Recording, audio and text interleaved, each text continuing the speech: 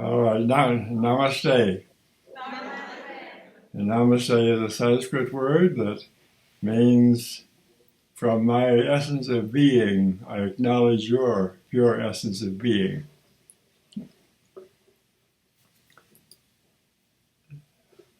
Let's begin with a moment or two of silence, meditation. Sitting upright, poised. Open your mind and your pure essence of being to the infinite. Acknowledge and feel the omnipresence of God.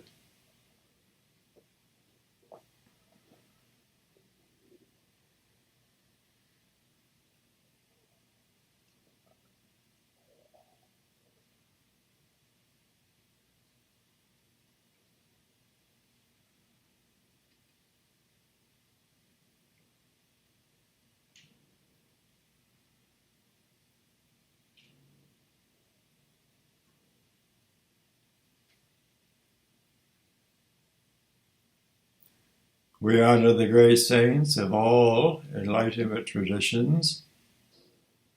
We honor the divine nature of every person. And we acknowledge the truth of our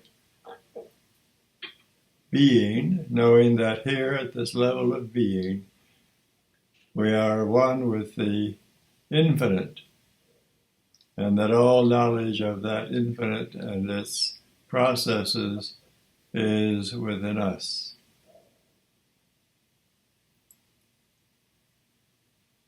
And we acknowledge that because we are units of the pure essence of ultimate reality, what is true of it is true of us, and this can be realized.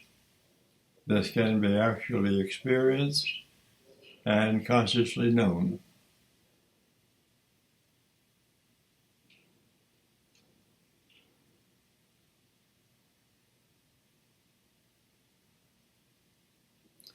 Let's chant Om once.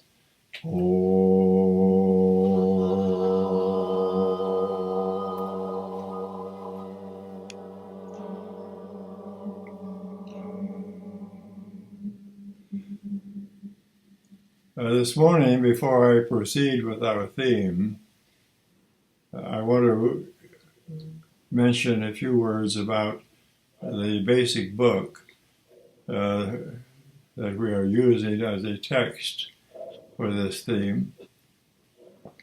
And so, of course, we have the basic the first edition that was published there in Turkey many years ago, and this is available to you right there with,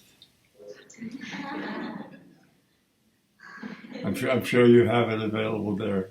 Oh, I see, I'm looking at the screen up here. All right.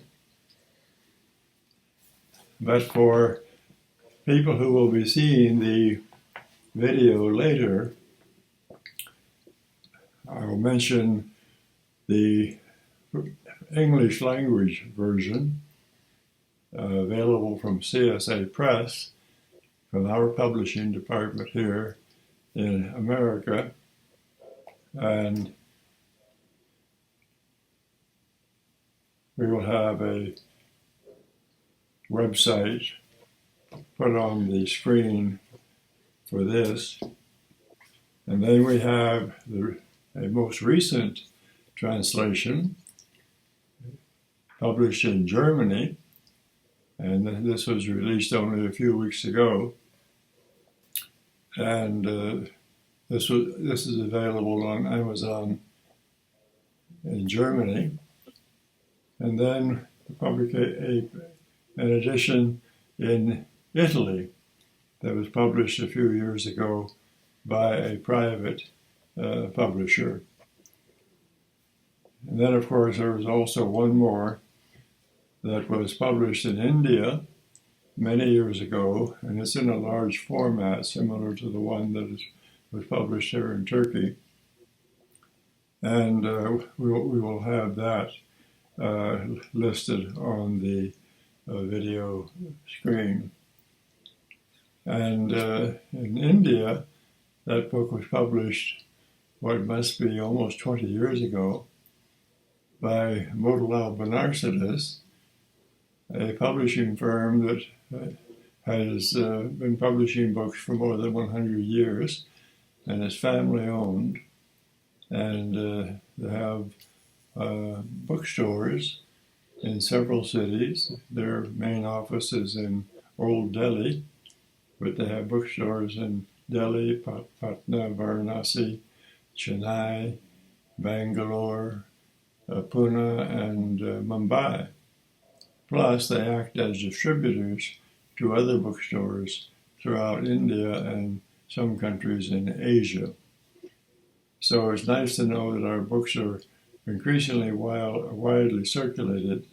But this particular book I wrote because I wanted to have something available for people who wanted to know the philosophical principles, holistic lifestyle guidelines, and effective meditation routines, really a comprehensive course of higher learning and spiritual practice in the Kriya Yoga tradition.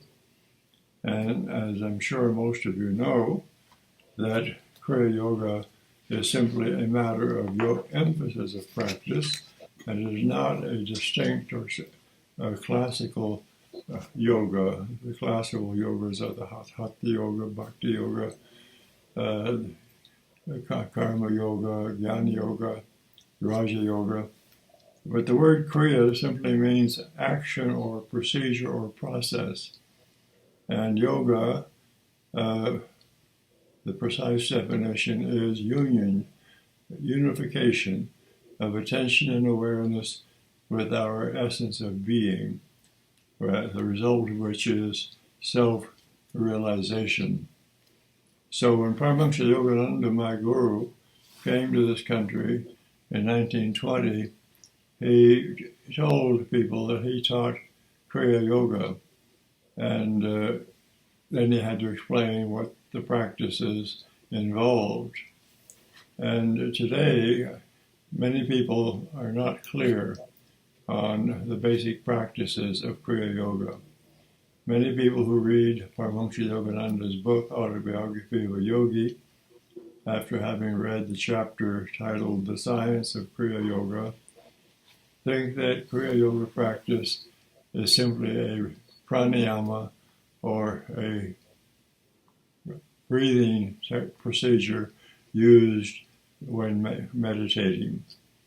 But in fact, in the Yoga Sutra, in the Patanjali, in the second chapter, Patanjali described the total practice or complete practice of Kriya Yoga as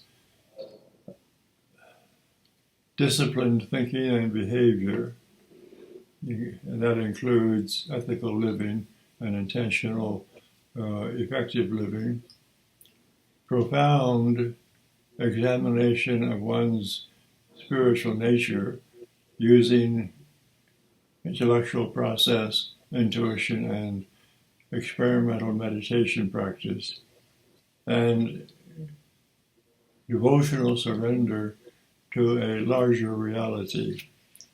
And then Patanjali went on further to state that Kriya Yoga is practiced to remove the troublesome conditions or afflictions that interfere with our ability to be self-realized, and for the cultivation of samadhi or realization, transcendental realization of our true nature.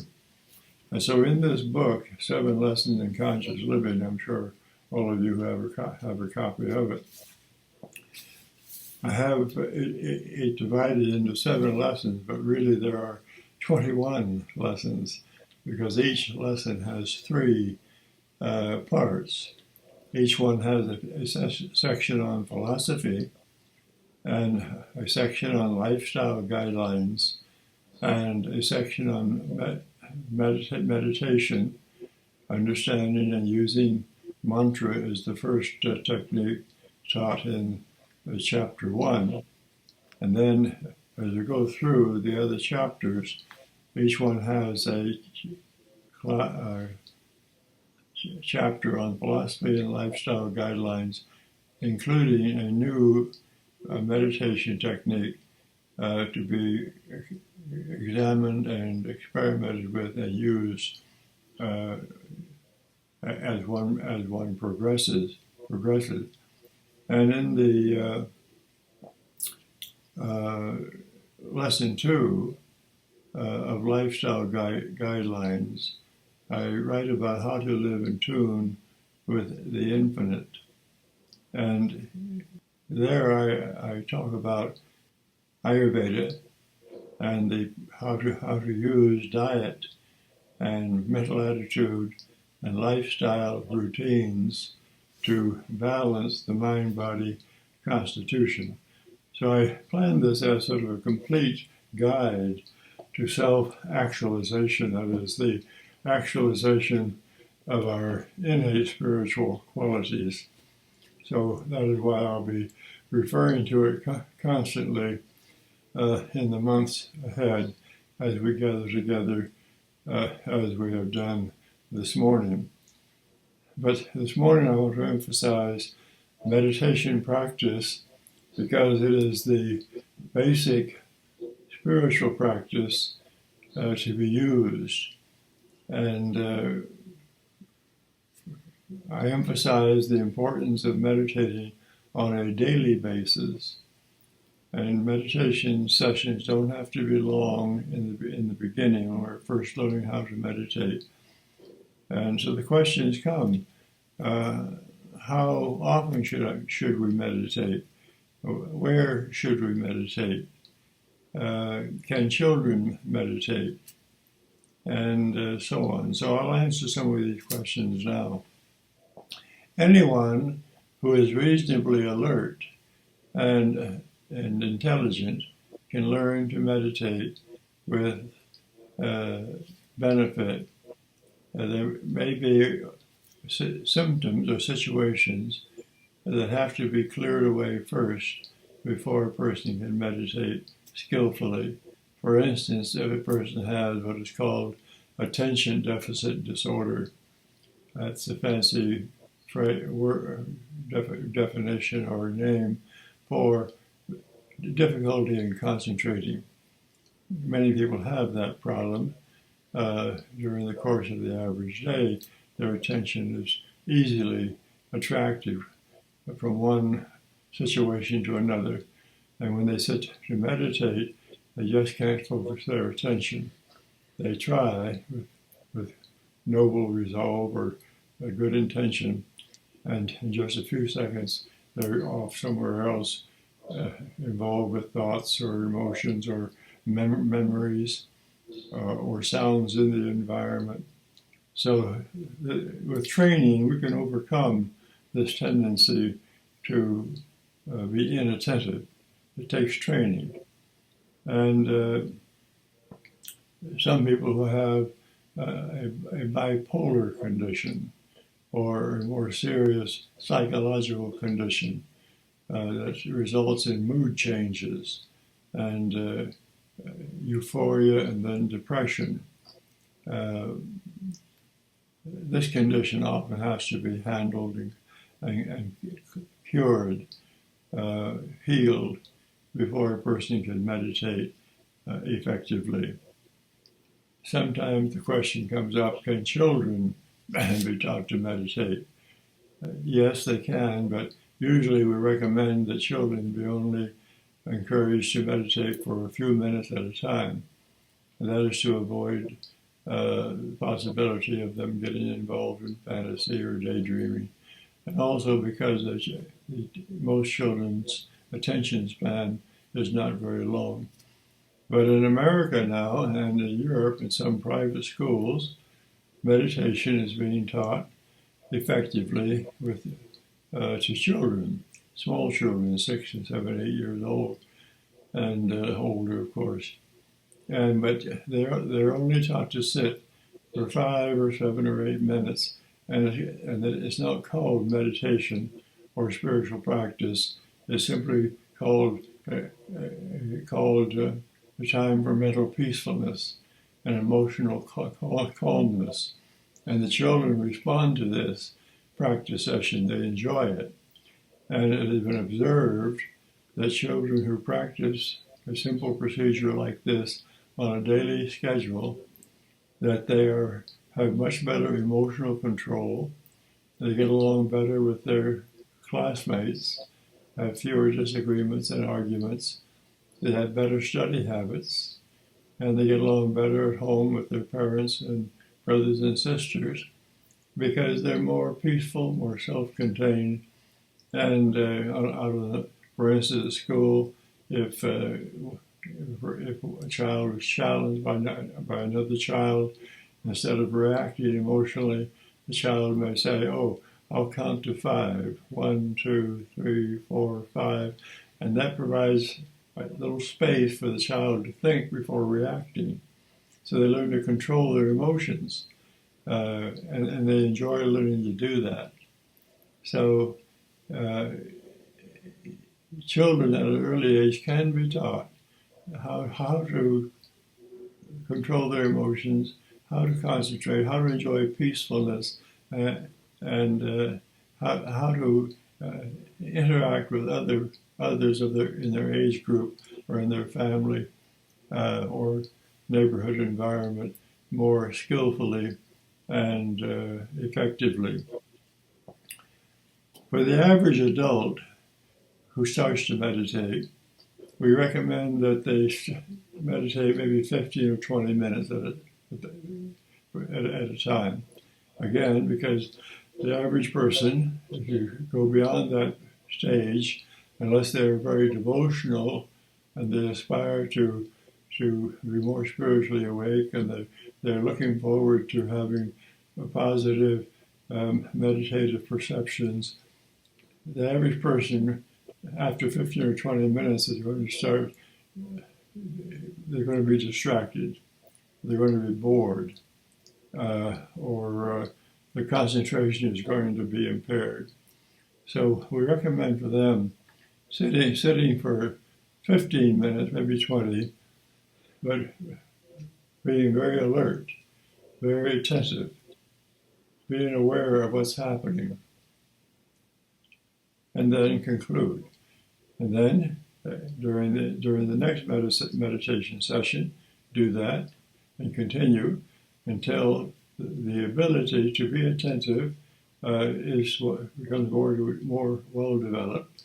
And then a person can sit longer with enjoyment, again experiencing the sensation of being poised, peaceful, alert, with a clear awareness, watching thoughts come and go if thoughts do rise and fall, watching memories surface and fade away, and then being able to be focused right here now.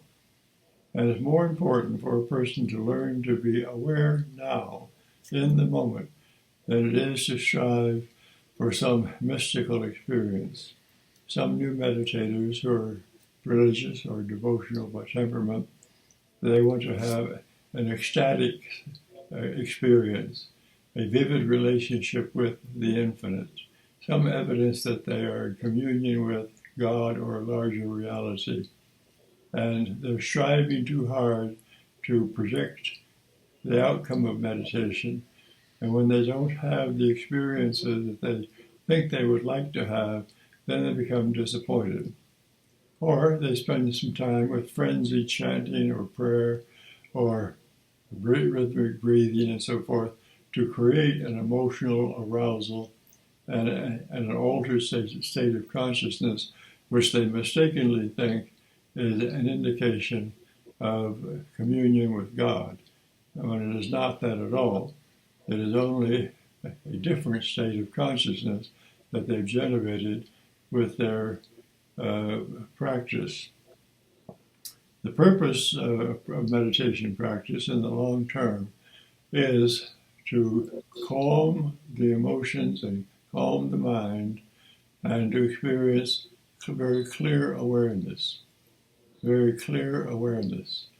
And when awareness is very clear, we call this superconsciousness. Superconsciousness. And the word super indicates a state of consciousness which is superior to and other than ordinary states of consciousness that we experience during the course of the average day. So superconsciousness is other than and superior to ordinary states of consciousness that are usually modified or influenced by random thoughts and shifting moods. And when we can experience superconsciousness, a clarified state of consciousness for a short period of time to begin, this has transformative influence on the mind and body.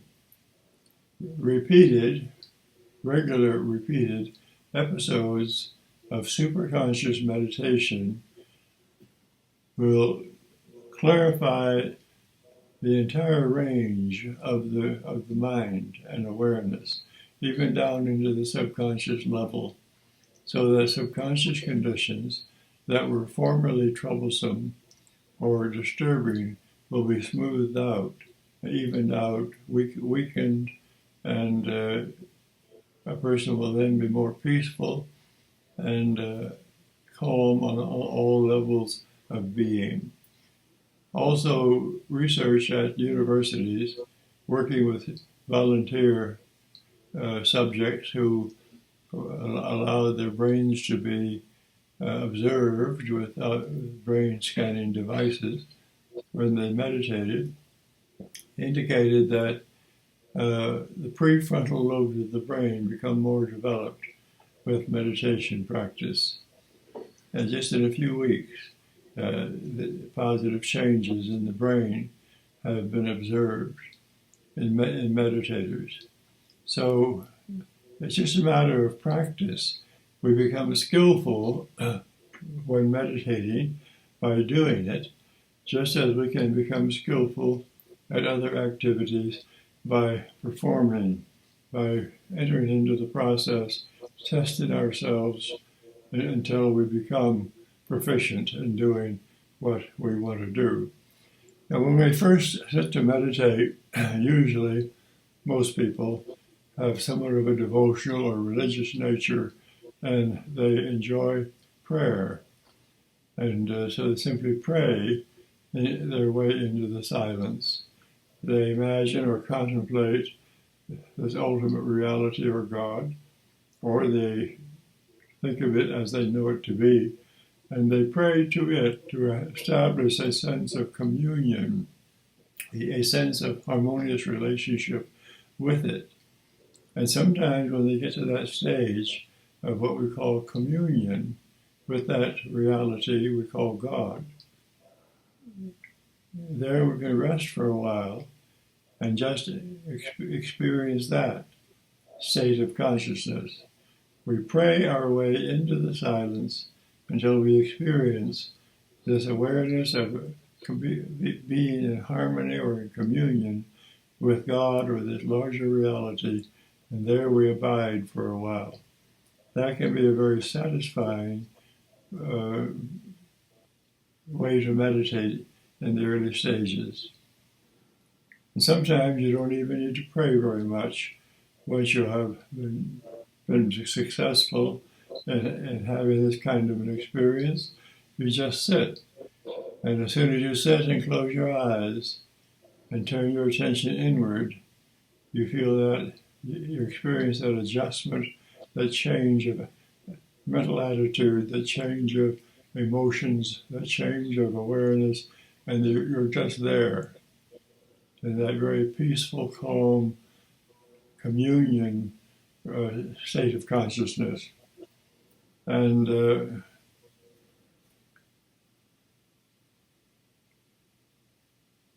with practice, this can be experienced very quickly. Some people have asked me, well, what if I sit down and almost immediately experience a sense of awareness of the presence of God. Should I then go beyond that and use mantra or visualization or breath awareness or chanting or some other technique? And so I say, well, no, if you're already there, be there. If you're already there, be there. Techniques and forms of meditation practice are for the purpose of enabling us to experience a shift of viewpoint, a change in state of consciousness. But if we're already there from the outset, we don't want to disturb that experience. But what we can do is later, if we find that our attention is drifting, that we're not as focused as we were when we began, then we can use more intentional prayer, affirmation, breath awareness, or some other meditative technique to help us get focused again, to help us get there where we want to be. But we can use those procedures later when the necessity arises for us to do that. It can also be helpful when you sit to meditate to put your awareness here in this front part of the brain. Now, it's not necessary to forcibly roll the eyes up like this, but simply bring your attention here. Be aware here. And the reason for this is that the prefrontal lobes of the brain are associated with concentration and decision making. So if your attention is here, it is more likely that you will be able to concentrate more effectively with intention. Teenage children, for instance, and young adults up into their early 20s commonly have a problem that the prefrontal lobes are not sufficiently developed, and so they have poor impulse control. They're emotionally unstable, or they take chances on the highway when they drive. They drive too fast and too recklessly, or they'll jump from high places into water, of course, with friends if they're on an outing. And that's one reason is because the prefrontal lobes of the brain are not yet highly developed, and so they're more likely to give in to impulses. And even though they know better, intellectually they know, oh, I shouldn't be doing this, but what the heck? And so they go for it. So when the brain becomes more developed, then our powers of choice become more evident, and we become more self-controlled, and enjoyably so.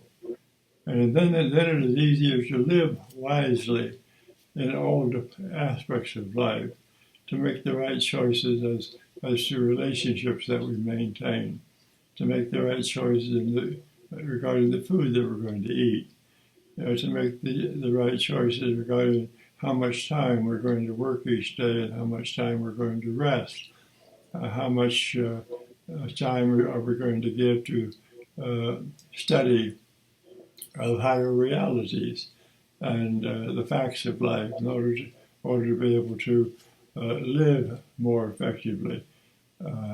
And so we can make these choices better when the areas of the brain that are associated with decision making are more highly developed. So meditation also slows biological aging processes.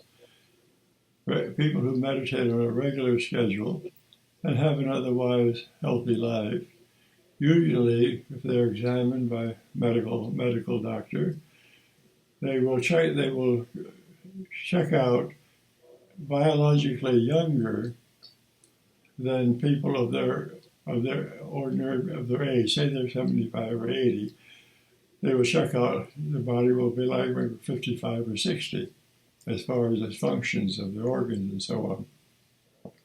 So there are very positive benefits to meditating, even for people who say, well, I'm not particularly religious right now. I'm not really interested in being on a spiritual path. Why should I meditate? Well, because if we meditate effectively on a regular schedule, it's enjoyable, and physically and psychologically we will be in much better condition. And with enhanced awareness, our appreciation for life can also improve.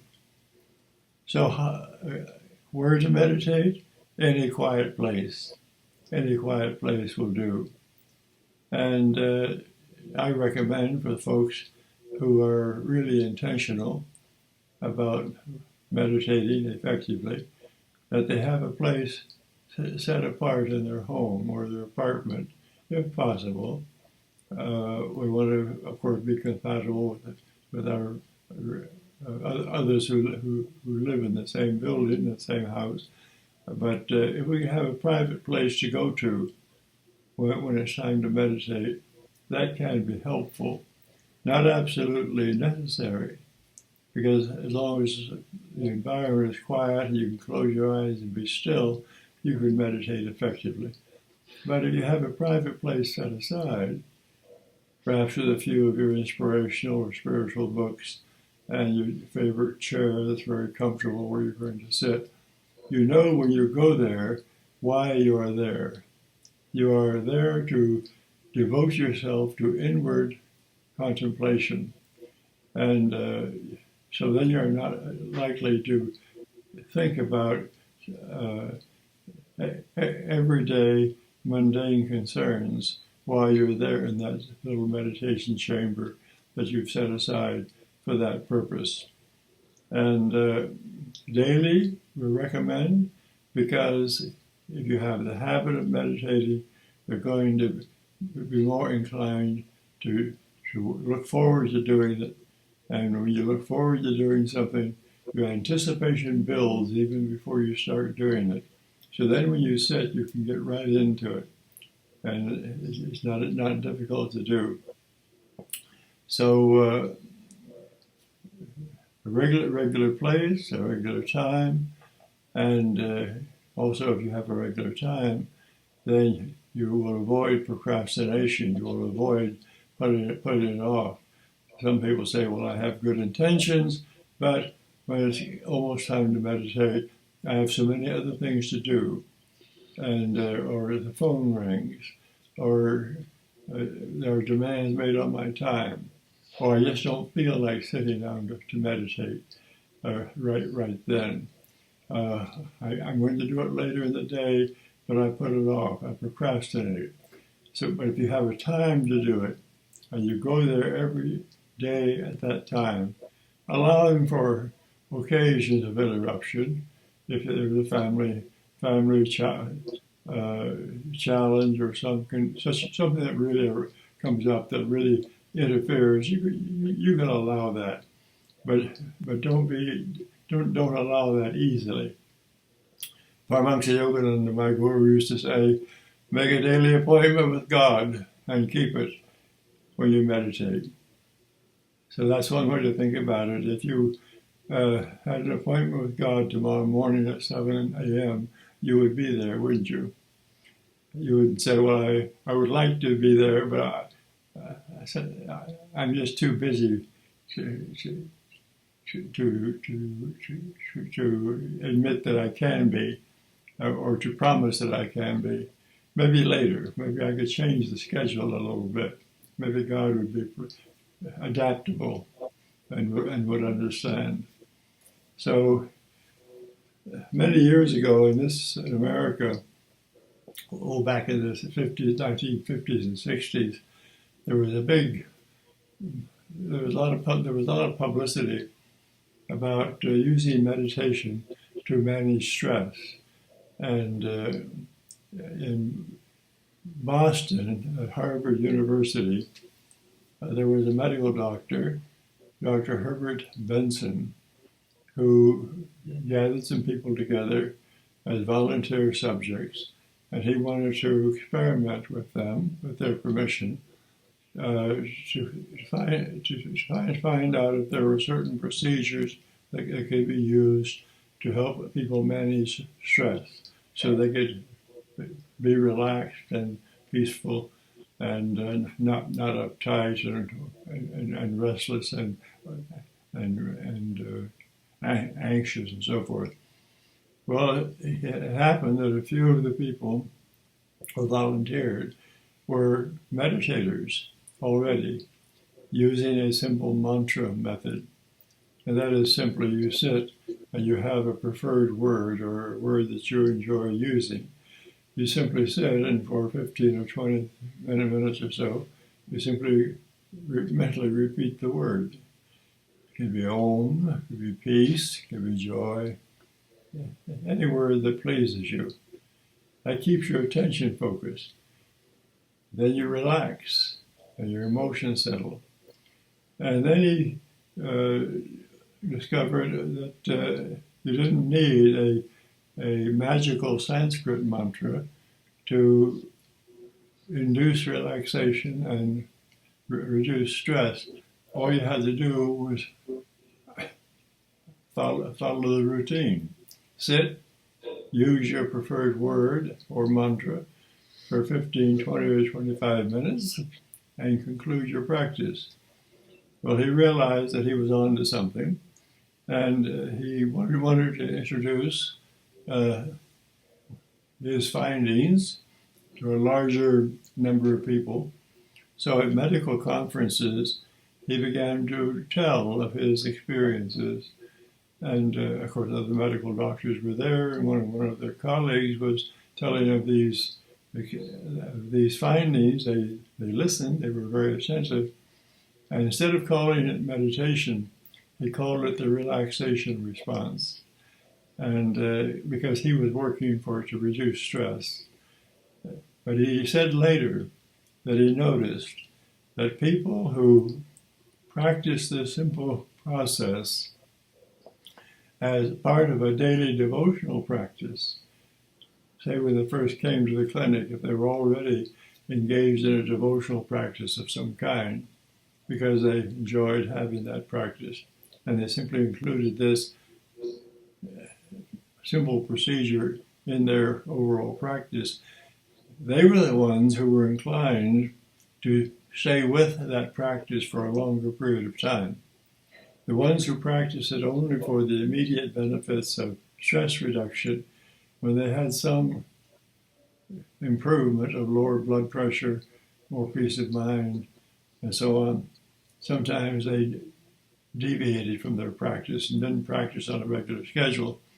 But the ones who included it as part of a devotional ritual were inclined to practice it for weeks and months because they found it enjoyable and helpful to them in accomplishing the quiet states of consciousness that they wanted to experience, which was more than just stress reduction. When I learned to meditate, I first read 2 books on yoga when I was in the 10th grade. And I tried to meditate from reading instruction, but I wasn't very successful. And then when I was 18, I met my guru, Paramahansa Yogananda, in California. And then I entered into daily meditation practice, first with a group of other disciples of his, and then privately, mostly privately for 4 years. And I began with short meditations, 30 minutes, and then 40 minutes, and then 50 minutes. And at one time, I was meditating up to 4 hours at a time. But remember, I was in a monastic retreat environment, and that was part of the reason I was there for that purpose, was to experiment with that process. So that in-depth, extensive practice is not recommended for everyone, but it worked for me at that stage of my life. But I learned by sitting and practicing and observing. I learned what happens when we meditate effectively. I could experience the changes of states of consciousness that occurred spontaneously. I could experience the relationship between calm mental and emotional states and clarified awareness, and a sense of expanded awareness that would just naturally occur when the physiological and psychological conditions were ideal and the emotional and mental conditions were ideal. So I learned by doing, but that was an experimental phase of my life. And I was with Yogananda for a little over 2 years and had his guidance. And then he passed and left his body in 1952. And I remained with the organization as a minister, teacher of the organization for another 2 years after that, when I was 21, 22, 23 years of age. And so I have been involved in this activity now for many years. Yogananda passed 67 years ago, so it was 65 years. I was in the Army 2 years, but I meditated even then. So at least 63 years, I have been focused on doing what I do. So I'm not an amateur or a beginner on the spiritual path, or I'm not a person who is just sharing ideas that I think might be interesting to talk about. I'm sharing information as the result of my own personal experience over long years of practice. And I found, as years passed, that everything Paramahansa Yogananda told me was true. He said, if you will do certain things, you will have certain specific results. And if you are patient with yourself, but persistent, and don't give up, and aspire, and live right, then you will have the results that you deserve to have. And I found out it was true. That if we do what we know is beneficial, if we do what we know will be helpful, and just follow through, we have the results, and they're very satisfying. So then, this doesn't mean that we are always in a state of flawless spiritual enlightenment. There may be occasions when we wonder, is there anything more to life? Is there anything more that I should be doing with my life? And these are questions that we should ask anyway. We should ask frequently, what should I do with my life that will be of value to me and to others? That's an important question to ask. So that we're not living selfishly. We're living our spiritual enlightenment, I believe we should understand, is also for others. And that's why in all of the great religions of the world, there is emphasis on the importance of compassion, caring for the well-being of others. And of course, I can't think of anything more important that we can do for our world than to cultivate our mental health and our spiritual awareness, because this is what we are contributing to our environment with our interactions with other people and our silent transmission of our mental states and states of consciousness. So to me, it's very important to remember we are on this planet, in this world, to do the best we can to share spiritual consciousness with the collective consciousness and to uplift others and assist them on their awakening way. So we look around and sometimes we say, well, I don't see that all of my efforts to help other people are doing much good. There's a lot of meanness in the world and a lot of discord and difficulty. But how would it be if we weren't doing our part? Maybe it wouldn't even be that good. So I'm a firm believer in sharing our positive mental attitude and our positive states of consciousness with others in practical ways, in everyday communication and interaction, and also silently as we transmit to others and the collective consciousness of the planet the purity of our self-realization. So why don't we conclude this morning with just a few minutes of meditation. Again, sit upright, poised, be peaceful and happy.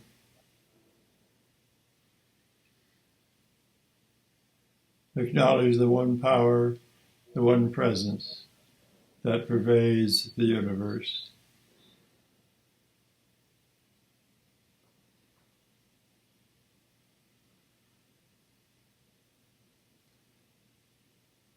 And as I mentioned earlier, we have meditation techniques and procedures that can be helpful when they're used effectively, when they're needed to be used. But also, sometimes we can just experience a realization of wholeness, of oneness, absorption in the majesty and greatness of this one ultimate reality.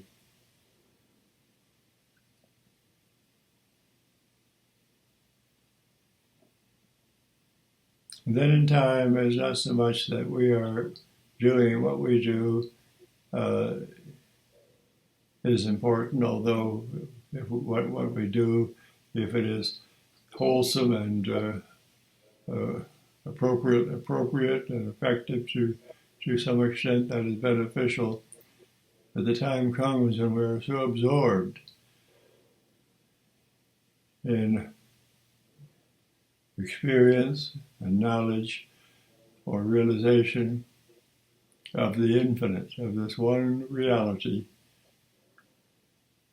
that we become its expressions. It expresses through and as us, as it is inclined to do. So our ego, our small sense of self-identity, is dissolved,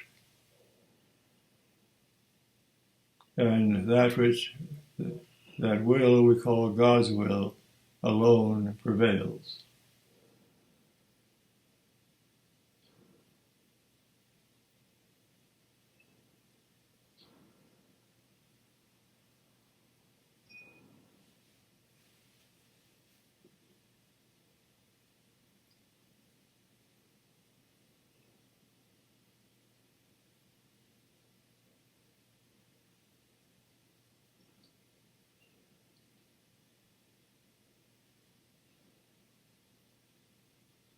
Before concluding our practice session, let's direct our attention to the more than 7.5 billion people on the planet.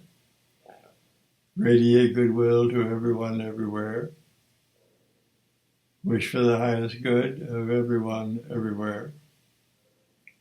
And their highest good will include their spiritual awareness, psychological health, physical well-being, prosperity, happiness, harmonious relationships.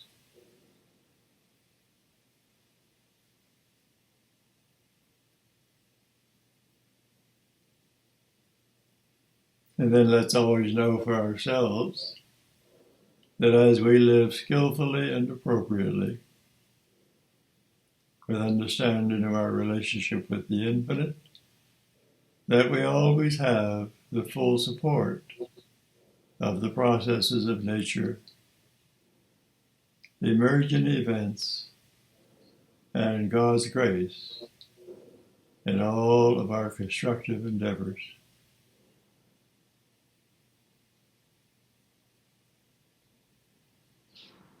And at all times, even when we are not meditating, when we reflect upon our essence of being, what we are in relationship to the wholeness of life, let's be able to affirm, to know, I am an immortal spiritual being.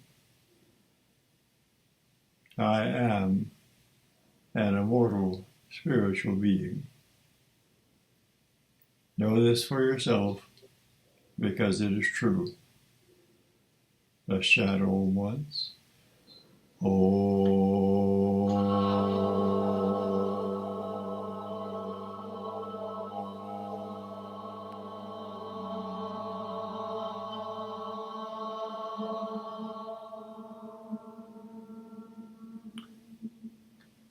Thank you very much for this opportunity to be with you today, and I look forward already to our next time. Namaste.